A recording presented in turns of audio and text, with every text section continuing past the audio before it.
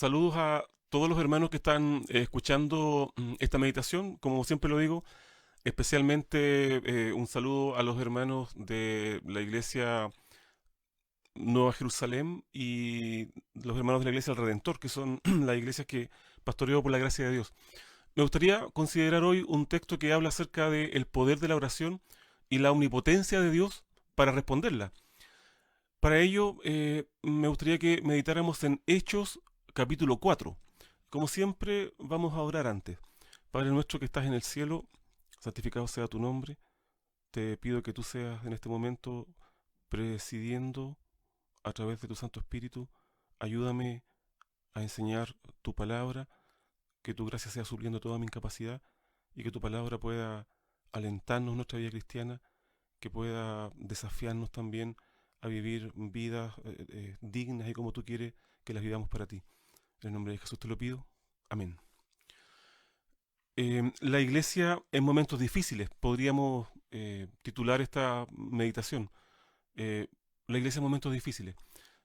Voy a partir introduciendo el problema. Hechos 12:1. En el mismo tiempo, el rey Herodes echó mano a maltratar a algunos de la iglesia y mató a cuchillo a Jacobo, hermano de Juan. En ese momento, Herodes fue un instrumento de Satanás quien permanentemente trata de destruir a la iglesia. La oposición y la persecución a la iglesia son la norma en este mundo, comenzando con nuestro Señor Jesús, quien dijo, si el mundo os aborrece, sabed que a mí me aborreció antes que a vosotros, Juan 15:18.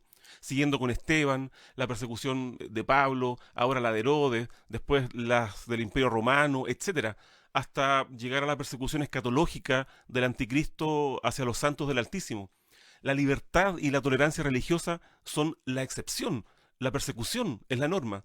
En Chile no somos conscientes de la persecución que afecta a los cristianos en otras partes del mundo, pero hay hoy más mártires que en todos los siglos anteriores.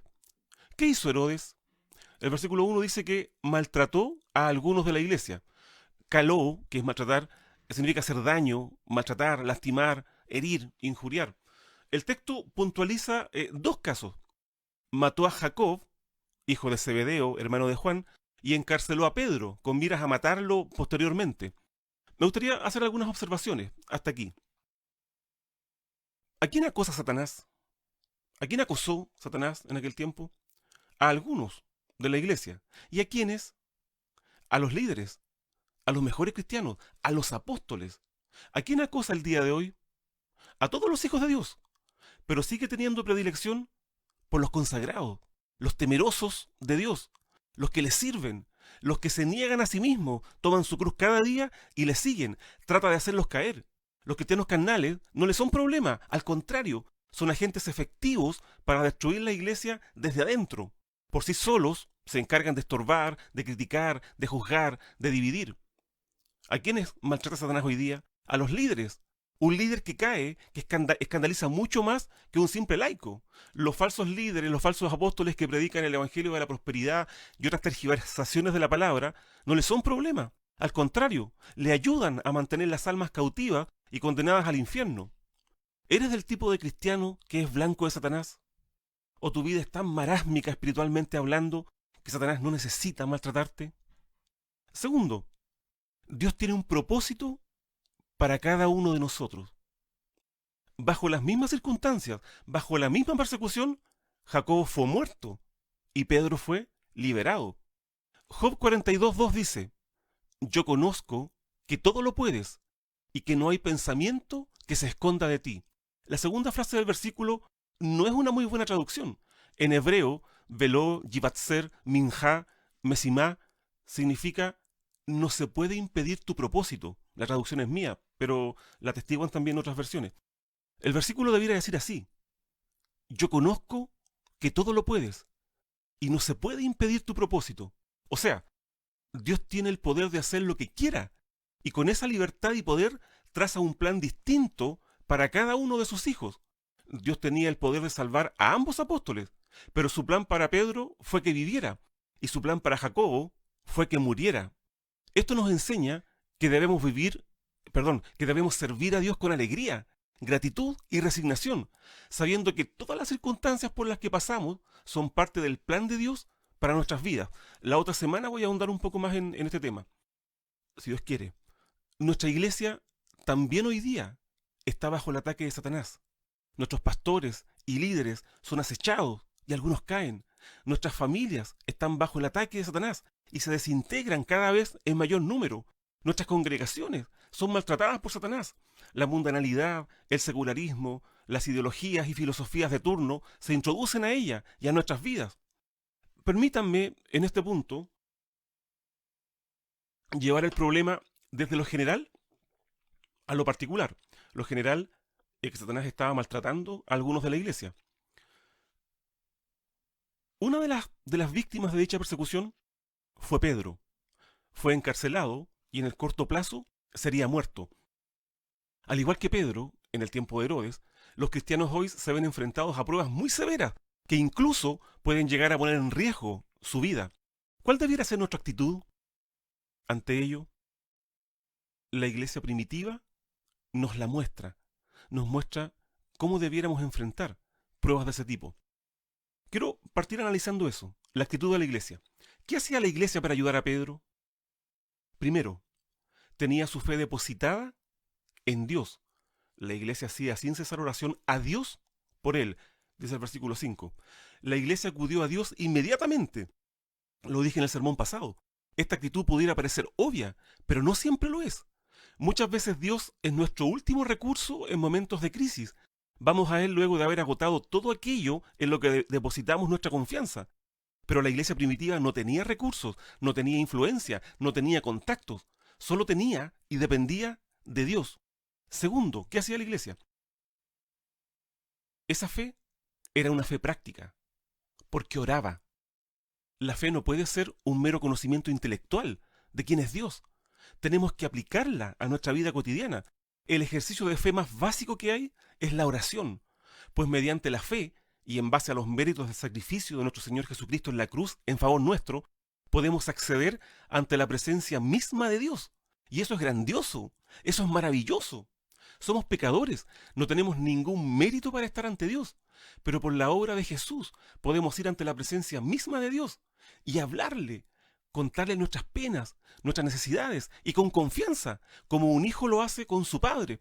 Incluso, dice Gálatas, el Espíritu de Jesús que hay en nuestros corazones clama Abba Padre, que es un apelativo de confianza e intimidad, tal como los niños dicen papi o papito.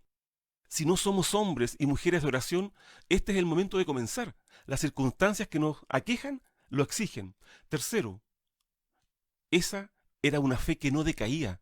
La iglesia hacía sin cesar, oración a Dios por él. Con respecto a esto, nuestro Señor Jesús dijo en Lucas 18:1 que es necesario orar siempre y no desmayar. Orar siempre y no desmayar en ello. Y luego, para ilustrar esta verdad, narra una historia. El Señor dice que había una viuda que fue donde un juez, que se describe como malo e injusto, para pedir que le hiciera justicia de su adversario. Pero el juez, como era injusto, no la consideró, no quiso atender su caso. ¿Y qué hizo la viuda? Insistió. Iba todos los días donde el juez, a tal punto que esto empezó a incomodar y a molestar al juez. Y dijo, oye, si yo no le hago no le hago justicia a esta viuda, va a venir todos los días y me va a seguir importunando. Y para que no pase eso, mejor voy a escuchar su caso y le voy a hacer justicia. Y concluye con una pregunta, nuestro Señor. ¿Y Dios no hará justicia a sus escogidos que claman a Él día y noche? Y la pregunta admite solamente una respuesta. Por supuesto que sí, por supuesto que responderá. Cuarto, era una fe comunitaria, era una fe compartida. Pues todos oraban, la iglesia hacía sin cesar oración a Dios por él. Todos estaban involucrados, nadie se restaba. Una de las palabras que más se repite en Hechos capítulo 2 en relación con las características de la iglesia primitiva es unánimes, es decir, con un mismo ánimo, con un mismo pensamiento, con una misma meta. No dejaban que sus diferencias los separaran, no tenían tiempo que perder en peleas, en celos, en rencores. Cuando uno de sus miembros estaba en apuros, como en este caso lo estaba Pedro, todos oraban, sin cesar, a Dios por él. Estos días de pandemia, con sus peligros, con sus dificultades y privaciones, han redundado en bendición para la iglesia. Hemos podido gustar un poquito el ambiente de unanimidad de la iglesia primitiva. Todas las iglesias tienen grupos en alguna red social. En las iglesias que yo pastoreo, y asumo que así es en todas, la actividad ha sido intensa en este tiempo.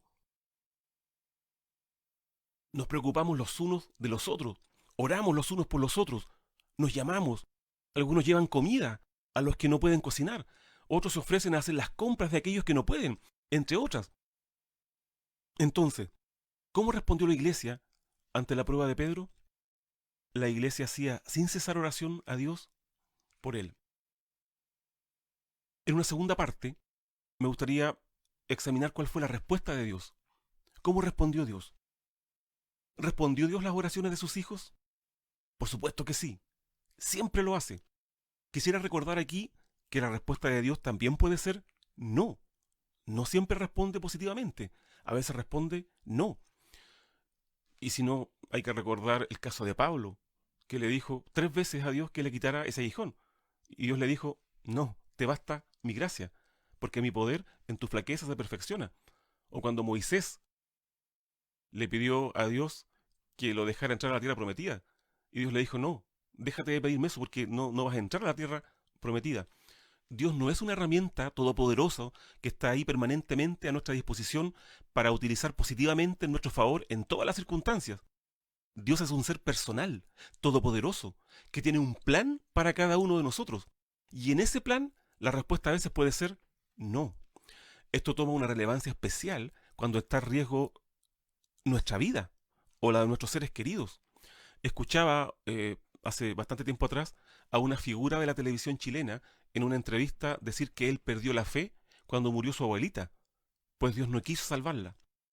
En el caso de los hijos de Dios, debemos entender que el no por parte de Dios también es una posibilidad, pero sobre todo es parte de su plan y propósito para nuestras vidas.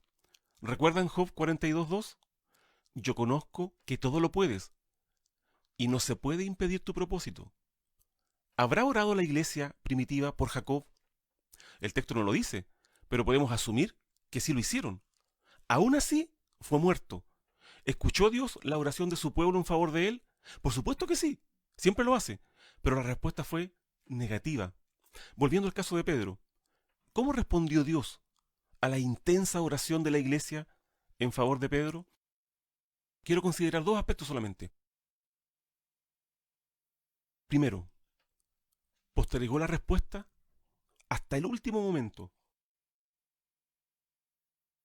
Postergó su respuesta hasta el último momento.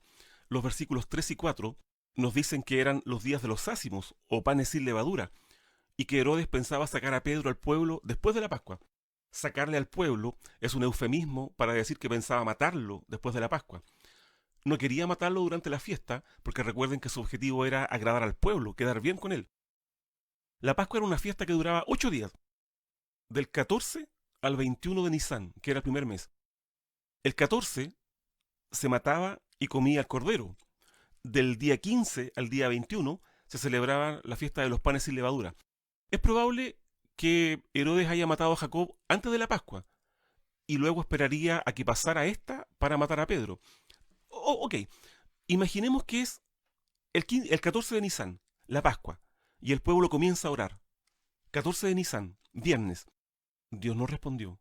15 de Nisán, sábado. La iglesia oraba y Dios no respondía. Domingo y Dios no respondía. Lunes, martes, miércoles, jueves y Dios no respondía. Viernes, se acababa la fiesta y Dios no respondía. ¿Saben cuándo respondió Dios a sus oraciones? El versículo 6 lo dice. Y cuando Herodes le había de sacar, aquella misma noche, la noche anterior a que lo ejecutaran, cuando el reloj estaba llegando a 0 en la cuenta regresiva, Dios responde. ¿Por qué? ¿Por qué Dios en ocasiones posterga tanto la respuesta a nuestras oraciones? Lo hemos conversado en los sermones anteriores. La prueba es una fuente de aprendizaje para nosotros. Dios quiere enseñarnos cosas. Dios quiere enseñarnos, entre otras, paciencia, una de las virtudes cristianas más difíciles de conseguir. Y no se aprende con la instantaneidad de las cosas, sino que se aprende cuando Dios cocina su plan a fuego lento. Segundo, Dios quiere que aprendamos dependencia de Él. La dependencia se aprende cuando Dios nos quita todas aquellas cosas en las que ciframos nuestra confianza. Tercero, ¿por qué Dios posterga tanto a veces la respuesta a sus oraciones? Dios quiere llevarse la gloria. Dios quiere ser glorificado. Y para ello no puede quedarnos duda alguna que la respuesta a nuestra oración fue por intervención divina. Si yo oro, por ejemplo, pidiendo a Dios que me ayude en un examen académico y estudio mucho, podría llegar a pensar que me hubiese ido bien con o sin la intervención divina que pedí a través de la oración. Recuerdo cuando mi esposa quedó embarazada de la Trini. En uno de los controles escuchamos las malas noticias. El óvulo está atorado en las trompas, no ha bajado. Y si no baja, hay que operar. Días después, aún no bajaba. El médico dijo que había que operar para extraer el óvulo del sistema, porque era inviable y era peligroso. Fijó la fecha de la operación y una eco el día anterior a ella para saber la ubicación exacta. La tarde que tenía que internarse y luego de la eco, mi esposa me llama y me dice, el óvulo bajó, no hay que operar. Yo recuerdo exactamente ese momento. Recuerdo lo que estaba haciendo. Estaba almorzando con unos colegas porque era un día laboral. Y sobre todo recuerdo la inmensa alegría que me causó escuchar lo que mi esposa me dijo. Dios podría habernos evitado pasar por ese apremio. Podría haber respondido antes, pero escogió responder el día anterior a la operación. ¿Por qué? Para que no nos quedara ninguna duda, especialmente a mí, que lo que pasó fue producto de su intervención milagrosa. ¿Dónde está el límite? Podríamos preguntarnos. ¿Hasta dónde Dios puede llevar la prueba? ¿Hasta dónde puede tardar en respondernos? Dios no tardará en respondernos más tiempo del que podamos resistir. Las pruebas tienen por objetivo edificarnos espiritualmente, no destruirnos. 1 Corintios 10:13 dice, Dios es fiel, fiel es Dios, recuerden eso, fiel es Dios, que no os dejará ser tentados más de lo que podéis llevar. Antes dará también juntamente con la tentación la salida, para que podáis aguantar. Peirasmos, creo, si mal no recuerdo, es el término en griego, significa tentación y prueba, depende del contexto, hay que traducirlo. Dios no nos dejará ser probados más allá de lo que podemos soportar. Esa es una promesa, que según el versículo, tiene como base la fidelidad de Dios. ¿Recuerdan cuando Dios le pidió a Abraham que ofreciera a su hijo Isaac en sacrificio? ¿Hasta dónde llevó la prueba? ¿Cuánto se demoró en responder y proveer una salida? Abraham toma a su hijo y emprende un viaje de 3 días hasta el monte Moria. Es difícil imaginar la angustia de ese padre. Día 1, Dios no respondía. Día 2, Dios no respondía.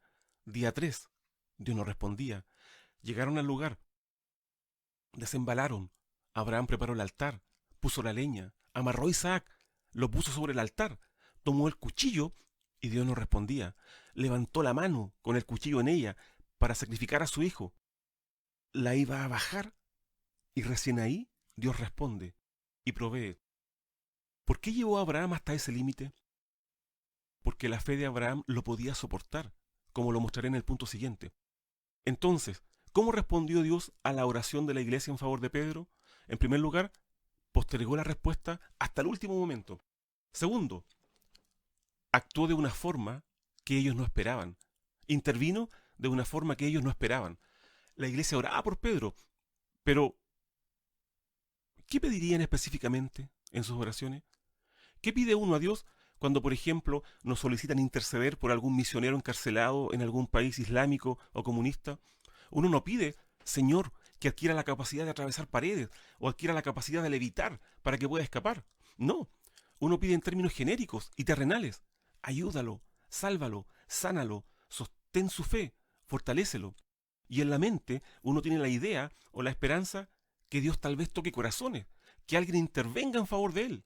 Siempre imaginamos la forma como Dios podría intervenir en términos humanos y dentro de lo que las leyes físicas lo permiten. Creo que la iglesia, en el tiempo de Pedro, pensaría que Dios podría tocar el corazón de Herodes Agripa o que algún seguidor influyente de Jesús, que los había, intercediera en su favor y cosas por el estilo. pero creo que nunca imaginaron la forma como Dios realmente respondió. Eso se condice con la incredulidad que mostraron cuando Rode les dijo, Pedro está fuera, y no le creyeron. Mientras más tiempo Dios se demora en responder, mientras más se acerca a la fecha límite, mientras más se agravan las circunstancias, en nuestra mente las posibilidades van disminuyendo, porque pensamos en términos de nuestros recursos y de nuestras capacidades. Pero para Dios, las posibilidades no disminuyen con el paso del tiempo. Lucas 18:27 dice, lo que es imposible para con los hombres, posible es para Dios. Porque ninguna cosa es imposible para Dios. Lucas 1:37. Jeremías 32:17 dice, oh Señor Jehová, he aquí que tú hiciste el cielo y la tierra con tu gran poder y con tu brazo extendido. Ni hay nada que sea difícil para ti. Dios es creador. Por lo tanto, Él trasciende a su creación. Él no está sometido a las leyes físicas que rigen este universo. Las puede manipular y romper a voluntad. Volviendo a Abraham, él llegó a un punto en su vida en que entendió esto, y por eso Dios llevó la prueba hasta límites insospechados. Hebreos 11, 17 y 19 dicen, leo, por fe ofreció Abraham a Isaac cuando fue probado, y ofrecía al unigénito, el que había recibido las promesas, pensando que aún de los muertos es Dios poderoso para levantar, de donde también le volvió a recibir por figura. Abraham pensaba que incluso después de que entrara el cuchillo en el corazón de Isaac, incluso después que éste dejara de latir e Isaac muriera, Dios podía volverlo a la vida. En el caso de Pedro, ¿cómo se manifestó el poder de Dios? Pedro estaba encadenado, con pesadas cadenas de hierro. Sin embargo, no hay cadenas tan pesadas ni fuertes que Dios no pueda romper. El versículo 7 dice, y las cadenas se le cayeron de las manos. Segundo, estaba vigilado por 4 cuaterniones de soldados, o sea, 4 grupos de 4. Y 2 de ellos estaban siempre al lado de él. Pedro estaba entre 2 soldados. Y estos soldados pagaban con su vida cualquier descuido. De hecho, el versículo 19 dice, cuando Pedro salió, más Herodes, como le buscó y no le halló, hecha inquisición de los guardas, los mandó llevar. Llevar, que es apago en hebreo, significa matar también. O sea, los mandó a matar porque se les escapó el prisionero. Por lo que era imposible pasar por las guardias sin ser visto. Pero no hay enemigos, por numerosos que sean, que Dios no pueda derrotar. El versículo 10 dice, pasaron la primera y la segunda guardia. Pero, tercero, quedaba lo principal, la gran puerta de hierro. Pero no hay puerta tan grande, pesada, ni cerrada que Dios no pueda abrir. Versículo 10. Vinieron a la puerta de hierro que va a la ciudad, la cual se les abrió de suyo, y salidos pasaron una calle. ¿Y qué es lo que movió a Dios a soltar las cadenas, pasar entre los guardas y abrir las puertas? Las oraciones de sus hijos, las oraciones de la iglesia. Qué poderosa es la oración. Como tercera división y final, me gustaría considerar la actitud de Pedro. La actitud de Pedro. Mientras la iglesia oraba, ¿qué hacía Pedro? ¿Cuál fue su actitud? Primero, Pedro no entendía a cabalidad lo que pasaba. No entendía a cabalidad lo que pasaba, pero aún así obedeció. El versículo 9 dice, y no sabía que era verdad lo que hacía el ángel, más pensaba que veía visión. Era tan surrealista lo que estaba viviendo que pensaba que estaba soñando, que era una visión. El versículo 11 dice, entonces Pedro, volviendo en sí, dijo, ahora entiendo verdaderamente que el Señor ha enviado su ángel y me ha librado de la mano de Herodes. Pedro vivió todo el proceso de liberación sin entender que era Dios quien lo estaba liberando. Y es que Dios obra de maneras que en ocasiones no podemos entender. Cuando las circunstancias parecen desfavorables, muchas veces Dios las está manipulando para llevar a cabo su voluntad en nuestras vidas. Segundo a los Corintios 4:8 dice, estando atribulados en todo, mas no angustiados, en apuros, mas no desesperamos. Apuros en griego es aforeo y significa estar dudoso, perplejo, eh, no entender. Una mejor traducción sería perplejos, mas no desesperamos. Perplejos, mas no desesperamos. Es decir, Un hijo de Dios tiene la capacidad sobrenatural que le confiere el Espíritu Santo de mantener la calma y la confianza en Dios a pesar de no entender lo que Dios quiere hacer en su vida. Sin embargo, a pesar de no entender qué es lo que estaba pasando, Pedro obedeció. Versículo 8. Y le dijo el ángel, cíñete y átate tus sandalias. Y así lo hizo Pedro. Y le dijo, rodéate tu ropa y sígueme. Y saliendo, le seguía. El ángel hizo por él solo lo que Pedro no podía hacer por sí mismo. Le quitó las cadenas, inmovilizó a los guardas y abrió las puertas de la cárcel. Y luego él tuvo que hacerse cargo de lo que seguía. Segundo, ¿cómo reaccionó Pedro? Pedro recordó, consideró lo que le pasó. Y habiendo considerado esto, dice el versículo 12, suneido en griego significa percatarse, estar consciente. ¿Con qué facilidad olvidamos? ¿Con qué facilidad olvidamos? En momentos de dificultad experimentamos el poder, el sustento y el socorro de Dios. Pero cuando viene la prueba nuevamente, también viene la desconfianza. ¿Por qué? Porque olvidamos todo lo que Dios ha hecho con nosotros en el pasado. Cuando Josué pasó el Jordán hacia la tierra prometida, Dios le ordenó que levantara un altar con 12 piedras a modo de memorial, para que no olvidaran. También deberíamos nosotros hacer lo mismo, metafóricamente hablando, para no olvidar. Cada vez que Dios nos libra, nos responde, debiéramos levantar un altar, metafóricamente, con 12 piedras, para no olvidar su provisión, su cuidado, su sustento en medio de las dificultades. Cuando Samuel insta al pueblo a servir con fidelidad a Dios, lo hace en base a lo que Dios hizo con ellos en el pasado. Primero de Samuel 12:24. Solamente temed a Jehová y servidle de verdad, con todo vuestro corazón, porque considerad, esta es la base, porque considerad cuán grandes cosas ha hecho con vosotros. David, en un periodo de depresión, escribe esto. Salmo 77, del versículo 7 al 12. ¿Desechará el Señor para siempre y no volverá más a amar? ¿Hace acabado para siempre su misericordia? ¿Hace acabado la palabra suya para generación y generación? ¿Ha olvidado Dios el tener misericordia? ¿Ha encerrado con ira sus piedades? Hasta ahí él describe su condición interior de depresión. Ahora pasa a considerar cómo se puede superar. Y dije, enfermedad mía es esta. ¿Y cómo lo soluciono? Traeré pues a la memoria los años de la diestra del Altísimo. Me acordaré de las obras de Jehová. Sí, haré yo memoria de tus maravillas antiguas. Meditaré en todas tus obras y hablaré de tus hechos. Tercero, ¿cuál fue la actitud de Pedro? Testificó de lo que Dios hizo en su vida. El versículo 17 dice, mas él haciéndoles con la mano señal de que callasen, les contó cómo el Señor le había sacado de la cárcel. Los versículos que siguen nos dicen que su testimonio animó y trajo gozo a la iglesia, que estaba reunida orando por él. De igual forma nosotros hoy, a medida que vamos siendo informados que nuestros hermanos que están graves se van recuperando, nos alegramos y nuestra fe en Dios se fortalece, porque Él va respondiendo a nuestras oraciones. Creo que el primer culto que tendremos cuando pase la pandemia y nos podemos congregar nuevamente será de testimonios, de gratitud, de acción de gracia y de alabanza a nuestro Dios. Allí algunos podrán decir, no moriré, sino que viviré y contaré las obras de Jehová. Castigóme gravemente Jehová, mas no me entregó a la muerte. Salmo 118, 17. Concluyo. ¿Qué hacía la iglesia cuando Pedro fue encarcelado y estuvo en riesgo su vida? La iglesia hacía, sin cesar, oración a Dios por él.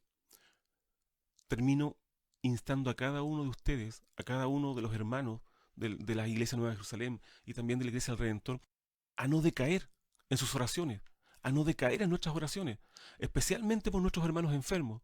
Hemos visto cómo Dios ha restaurado la salud de algunos y en otros está tardando la respuesta, pero eso no significa que no esté escuchando. Él tiene sus tiempos y tiene sus métodos. Que el Señor nos bendiga.